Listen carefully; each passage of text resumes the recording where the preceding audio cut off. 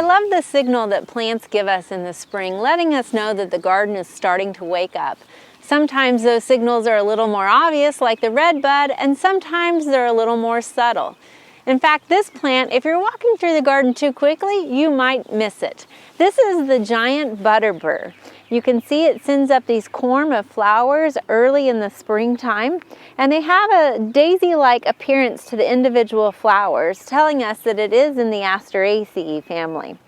Now, these corms are then followed by the kidney-shaped leaves, and while they're small right now, this rhizomatous perennial will get to be a large clump of about 2 feet tall and 5 feet wide. We have ours planted here in the shade garden. Now, the soil it prefers is a moist soil, and in fact you'll often find this plant growing along the bogs or along streams. You can use this plant in fact as a water garden plant as well.